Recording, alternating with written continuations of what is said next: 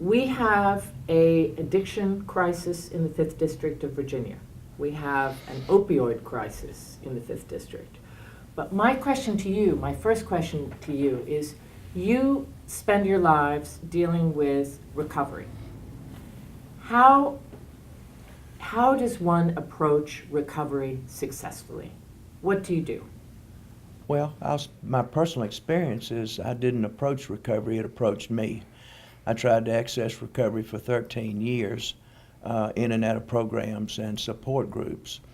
And it wasn't until it got bad enough. And for me, the bad enough was really bad. I had family problems, job problems, legal problems, and financial problems, which are common. They're the common denominators. Each one of those things causes someone enough emotional pain that eventually we either die or cave in internally and become open to help.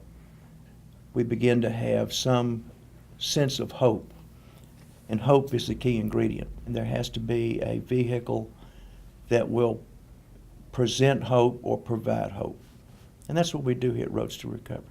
It used to be that the traditional treatment model, the magic number for treatment and recovery was the 28-day treatment program. And finally, we've come to pay attention to the fact that that's not enough. And so programs like Roads to Recovery have started to proliferate around the country. And we're non-clinical.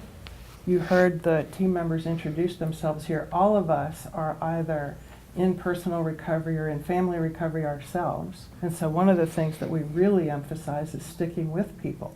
We have 40 beds in 5 houses, and our average length of stay is now about 8 months. We know that if we can hang on to people at least 3 months, that they'll begin to get a stronger foundation for their recovery and increase the probability that they can sustain over the long term.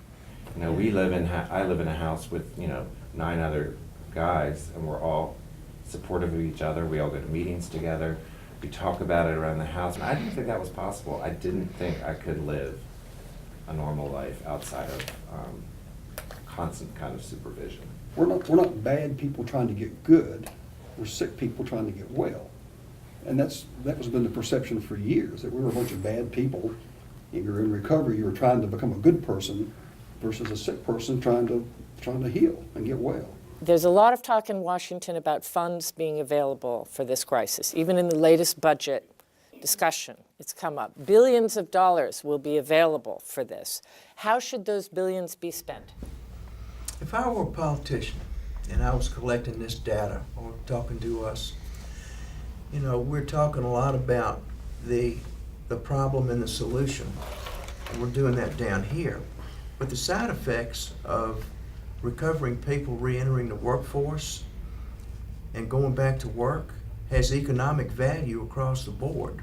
It reduces instances of lost productivity and damaged material in the workplace. The last figure I heard was something like $40 billion a year were being lost in the workplace because of this illness. For every dollar invested in services like this, the return is anywhere between $8 and $12, depending on whether you're just considering employment, whether you add criminal justice system costs, healthcare costs, depending on what's being looked at. But it's a lot of money. So how many more roads to recovery would you have to build? That's a really good question. In Region 2000, which encompasses some of your district, there are between 14,000 and 15,000 people who have a diagnosable substance use disorder who could use some kind of intervention or service. And 200 to maybe 300 of those people get service in a given year. So the need is huge. That's a really big Yeah, and that discrepancy. actually mirrors national statistics. About 10% of the people who need help with a substance use disorder get it in any given year across the country. Also, one of the biggest needs we have in this area right now is a viable short-term detox program. Our Community Service Board could no longer afford to operate theirs, so we have no detox. There's no detox. Unless you can afford to pay at the general hospital. Wait, so we have a major crisis here. We have people dying. Yes. Mothers, fathers, we have children looked after by their grandparents by the thousands, and they can't afford detox? That's the biggest atom bomb I've seen in this field in Lynchburg in a long time. But what will happen? I mean, if you just look at, People will die. Maybe not huge numbers, but it's not good. there's so much talk about this problem. You just nailed it. Talk. And when it appears to me, and I'm not an accountant, when there is money in the pipeline, it doesn't seem to me that it reaches the ground. It gets absorbed in administrative stuff and bureaucratic stuff.